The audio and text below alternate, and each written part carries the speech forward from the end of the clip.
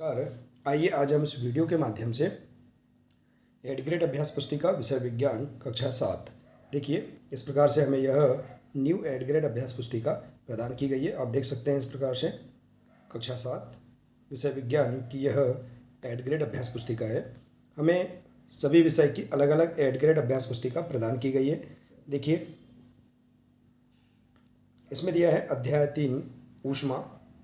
देखिए इस अध्याय के सभी प्रश्नों के आंसर हम विज्ञान की पाठ्यपुस्तक से आसानी से कंप्लीट कर सकते हैं एवं जो प्रोजेक्ट कार्य दिए गए हैं इन्हें भी हम आसानी से पूर्ण कर सकते हैं। तो आइए देखते हैं। देखिए यदि आप इसी प्रकार से इसके आगे के अन्य सभी अध्यायों का संपूर्ण हल आप समझना चाहते हैं एवं प्रोजेक्ट कार्य को हल करना चाहते हैं तो आप हमारे इस चैनल से जुड़े रहिए और इस चैनल को सब्सक्राइब अवश्य कर लें। साथ ही बेल आइकन को प्रेस ज़रूर कर लें ताकि आने वाले नए वीडियो सबसे पहले आप तक पहुंचते रहेंगे। तो आइए देखते हैं अध्याय 3 ऊष्मा। देखिए इसमें पाठ की पूर्व तैयारी दी गई है, आप इसका अध्ययन कर सकते हैं। जैसे कि दिया है ऊष्मा ऊर्जा का एक स्रोत है, हम अपने चारों ओर ठंडी एवं गर्म वस्तुओं को देखते हैं।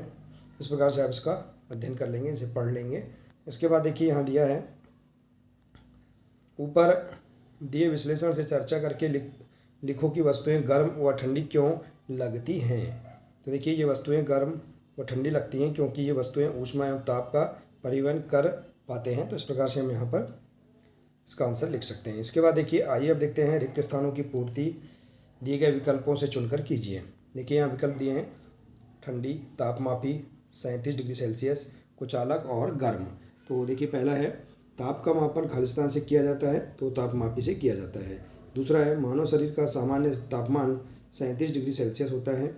ऊष्मा का प्रभाव सदैव गर्म वस्तु से ठंडी वस्तु की ओर होता है। रबर, लकड़ी एवं प्लास्टिक ऊष्मा की कुचालक पदार्थ हैं और दिन के समय स्थल या थल जल की अपेक्षा शीघ्र गर्म होता है। तो इस प्रकार से हम यहाँ पर रिक्त स्थानों की पूर्ति कर सकते हैं। इसके बाद देखिए निम्नलिखित विकल्पों में से सही विकल्प चुनकर लिखिए। सही विकल्प दिए गए हैं, इन्हें हम इस प्रकार से पूर्ण कर सकते हैं। पहला है बूझो को बुखार आने पर डॉक्टर द्वारा उसके शरीर के ताप को मापने के लिए उपयोग किया गया उपकरण है थर्मामीटर। ए नंबर इसका राइट आंसर है। दूसरा है लोहे के तवे का हत्था लकड़ी का बनाया जाता है क्योंकि लकड़ी होती है ऊष्मा रोधी। इसके बाद है समुद्र समीर कहते हैं, समुद्र की ओर से आने वाली वायु को समुद्र समीर कहते हैं। तो ए नंबर का राइट आंसर है। इसके बाद चौथा है डॉक्टरी थर्मामीटर के बल्ब में किस धातु का उपयोग किया जाता है। तो पारा का उपयोग किया जाता है। इसके बाद है यदि कोई व्यक्ति बुखार से पीड़ित है तो उसके शरीर का ताप होगा 100 डिग्री सेल्सियस होगा। इस प्रकार से हम यहाँ पर इसका आंसर बता सकते हैं। देखिए इस प्रकार से सही विकल्प के प्रश्नों को भी आप इस प्रकार से हल कर सकते हैं। अब आइए देखते हैं अति लघुत्तरी प्रश्न। प्रश्न पहला है सूर्य द्वारा पृथ्वी तक ऊष्मा किस प्रक्रम द्वारा पहुँचती है।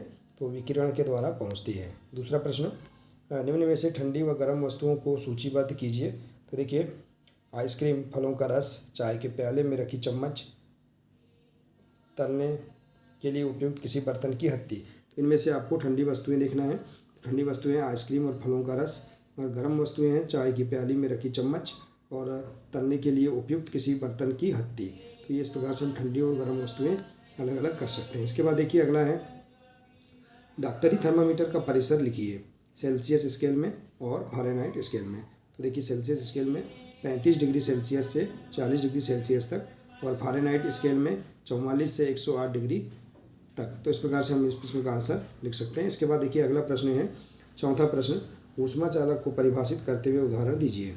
तो देखिए इसका आंसर ऊष्मा चालक जो पदार्थ अपने से होकर ऊष्मा को आसानी से प्रभावित होने देते हैं उन्हें ऊष्मा चालक कहते हैं। उदाहरण के लिए धातु। अगला है ऐसे प्रश्न पाँचवा ऐसे पदार्थ जो ऊष्मा का स्थानांतरण नहीं करते उनको परिभाषित कर उदाहरण सहित लिखिए। तो जो पदार्थ अपने से होकर ऊष्मा को आसानी से नहीं जाने देते हैं उन्हें ऊष्मा का कुचालक कहते हैं। कुचालक उदाहरण के लिए लकड़ी और प्लास्टिक। इसके बाद है लघुत्तरी प्रश्न। देखिए प्रश्न छठवा है क्या डॉक्टरी थर्मामीटर के स्थान पर प्रयोगशाला थर्मामीटर का उपयोग कर सकते हैं। तो देखिए नहीं, क्योंकि डॉक्टरी थर्मामीटर को केवल मानव शरीर का ताप मापने के लिए ही डिज़ाइन किया गया है। डॉक्टरी थर्मामीटर का परिसर 35 डिग्री सेल्सियस से 42 डिग्री सेल्सियस है तथा प्रयोगशाला थर्मामीटर का परिसर 10 डिग्री सेल्सियस से 110 डिग्री सेल्सियस होता है। तो इस प्रकार से हम यहाँ पर इसका आंसर बता सकते हैं। इसके बाद देखिए अगला प्रश्न है, डॉक्टरी तापमापी के स्थान पर अब डिजिटल या अंकीय थर्मामीटर का उपयोग क्यों अधिक किया जाने लगा है, लिखिए। तो देखिए डिजिटल थर्मामीटर एक ऐसा थर्मामीटर है जिसमें तापमान एक एलसीडी स्क्रीन पर आता है और डिजिटल थर्मामीटर प्लास्टिक के बने होते हैं, इसलिए डॉक्टरी थर्मामीटर के स्थान पर अंकीय या डिजिटल थर्मामीटर का उपयोग अधिक किया जाने लगा है। इसके बाद देखिए अगला प्रश्न, गर्मी की ऋतुओं में सफ़ेद रंग के कपड़े एवं सर्दियों की ऋतुओं में गहरे रंग के कपड़े पहनना क्यों सुखद है। तो देखिए हल्के रंग के कपड़े गर्मियों में ऊष्मा को अवशोषित नहीं करते हैं एवं गहरे रंग के कपड़े ऊष्मा को अवशोषित करते हैं। तो इस प्रकार से हम इसका आंसर लिख सकते हैं। इसके बाद है प्रयोगशाला थर्मामीटर की परिसर लिखिए। तो देखिए प्रयोगशाला थर्मामीटर का परिसर प्रायः 110 डिग्री सेल्सियस से 110 देखिए 10 डिग्री सेल्सियस से 110 डिग्री सेल्सियस होता है। तो इस प्रकार से हम इसका आंसर लिख सकते हैं। इसके बाद देखिए अगला प्रश्न 10वां प्रश्न, ऊष्मा चालन व ऊष्मा सम्मोहन प्रक्रम को उदाहरण सहित स्पष्ट करें। तो देखिए इसका आंसर, किसी पिंड के अंदर सूक्ष्म विसरण तथा कणों के टक्कर के द्वारा जो ऊष्मा का अंतरण होता है उसे ऊष्मा चालन कहते हैं, उदाहरण के लिए लोहा। जबकि किसी अधिक गर्म पिंड से किसी अधिक ठंडे पिंड में ऊष्मा के पारगमन को ऊष्मा सम्मोहन कहते हैं। इसके बाद देखिए 11वां प्रश्न, सर्दियों में आप एक मोटे कंबल अथवा एक के ऊपर एक जुड़े दो पतले कंबल में से किसका चुनाव करेंगे, कारण स्पष्ट कीजिए। तो देखिए सर्दियों में हम एक के ऊपर एक जुड़े दो कंबल का चुनाव करेंगे क्योंकि यह ऊष्मारोधी होते हैं और हमें ठंड से बचाते हैं। अगला प्रश्न, डॉक्टरी थर्मामीटर का नामांकित चित्र बनाकर संरचना का वर्णन कीजिए। तो डॉक्टरी थर्मामीटर जिस ताप मापी से हम अपने शरीर का ताप को मापते हैं उसे डॉक्टरी थर्मामीटर कहते हैं। डॉक्टरी थर्मामीटर से हम 35 डिग्री सेल्सियस से 42 डिग्री सेल्सियस तक के ताप ही माप सकते हैं। इस थर्मामीटर की परास 35 डिग्री सेल्सियस से 42 डिग्री सेल्सियस होती है। इस प्रकार से हम इसके बारे में लिख सकते हैं और इसका चित्र भी देखिए, इस प्रकार से हम इसका चित्र बना सकते हैं। इसके बाद है अगला 13वां प्रश्न, डॉक्टरी थर्मामीटर का उपयोग करते समय हमें कौन कौन सी सावधानी रखनी चाहिए। तो देखिए सावधानियाँ, डिवाइस को गर्म पानी के संपर्क में आने की अनुमति ना दें। थर्मामीटर का उपयोग करते समय इसे बल्ब से नहीं पकड़ना चाहिए। थर्मामीटर को धूप या आग के पास रखने से बचाएं। थर्मामीटर को पढ़ते समय पारे का तल दृष्टि रेखा की सीध में होना चाहिए। तो इस प्रकार से हम यहाँ पर इसकी सावधानियाँ लिख सकते हैं। इसके बाद देखिए अगला प्रश्न, जल समीर तथा थल समीर का चित्र सहित वर्णन कीजिए। देखिए आंसर, जल समीर समुद्र तटीय क्षेत्रों में दिन के समय जल से थल की ओर चलने वाली स्थानीय पवनों को जल समीर कहते हैं। और देखिए थल समीर समुद्र तटीय क्षेत्रों में रात्रि के समय थल से जल की ओर चलने वाली स्थानीय पवनों को थल समीर कहते हैं। इसका चित्र भी देखिए आप इस प्रकार से बना सकते हैं, समुद्र समीर और थल समीर। देखिए इस प्रकार से ठंडे से गर्म की ओर और गर्म से ठंडे की ओर, इस प्रकार से आप यहाँ इसका चित्र भी बता सकते हैं। इसके बाद देखिए अगला है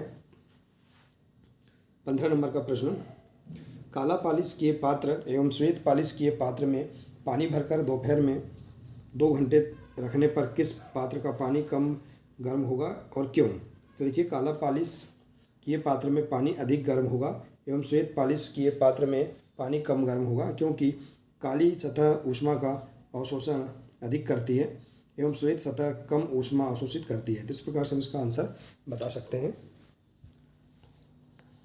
इसके बाद अगला प्रश्न है, क्या ऐसे भवनों का निर्माण संभव है जिसमें मौसम के अनुसार प्रभाव या ठंडा या गर्म ना हो।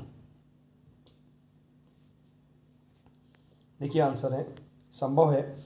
इसके लिए भवन की बाहरी दीवार को यदि ऐसा बनाया जाए कि उसके बीच में वायु की एक परत बंद हो जाए तो ऐसा संभव किया जा सकता है। ऐसा करने की एक विधि है कि भवन निर्माण में खोखली ईंटों का उपयोग किया जाए जो आजकल उपलब्ध हैं। तो इस प्रकार से हम इसका आंसर लिख सकते हैं। इसके बाद प्रोजेक्ट 1 देखिए, अंकीय या डिजिटल थर्मामीटर की सहायता से अपने 10 मित्रों के शरीर का तापमान नोट कीजिए। तो देखिए अपने सहपाठी का नाम लिखना है आपको, 10 मित्रों के नाम, और इनका डिजिटल थर्मामीटर का तापमान लिखना है आपको। तो इस प्रकार से आप यहाँ पर इनका तापमान लिख सकते हैं। इसके बाद देखिए प्रोजेक्ट 2, किसी डॉक्टर या अपने निकट के किसी स्वास्थ्य केंद्र पर जाइए। डॉक्टर को किसी रोगी का ताप मापते हुए देखिए। यह जानने का प्रयास कीजिए कि पहला, तापमापी का उपयोग करने से पहले उसे किसी द्रव में क्यों डुबोते हैं। तो इसमें ऊष्मा के कारण प्रसार एक समान और अधिक होता है, और पारा कांच की नली से भी नहीं चिपकता है, इसलिए तापमापी का उपयोग करने से पहले उसे द्रव की में डुबाया जाता है। इसके बाद है, तापमापी को जीभ के नीचे क्यों रखते हैं। तापमान का सीधा असर जीभ पर पड़ता है, इसलिए उसके नीचे तापमान मापते हैं। इसके बाद है, शरीर का ताप मापने के लिए तापमापी को मुंह के अतिरिक्त क्या शरीर के किसी अन्य भाग पर भी रखा जा सकता है। तो हाँ, शरीर के कंधे के नीचे भी रखते हैं। इसके बाद है अगला, शरीर के विभिन्न भागों का ताप समान है या अलग अलग। तो शरीर के विभिन्न भागों का ताप भिन्न भिन्न या अलग अलग है। तो इस प्रकार से हम यहाँ पर देखिए इस अध्याय के सभी प्रश्नों के आंसर हम इस प्रकार से कंप्लीट कर सकते हैं। आशा है कि आपको इस अध्याय के सभी प्रश्नों के आंसर समझ में आ गए होंगे। देखिए, यदि जानकारी अच्छी लगी हो तो प्लीज़ इसे अधिक से अधिक शेयर करें, वीडियो को लाइक करें, और इसी प्रकार से इसके आगे के अन्य सभी अध्याय का संपूर्ण हल समझने के लिए आप हमारे इस चैनल से जुड़े रहिए और इस चैनल को सब्सक्राइब अवश्य कर लें। मिलते हैं इसी प्रकार से अगले नए वीडियो के साथ। नमस्कार।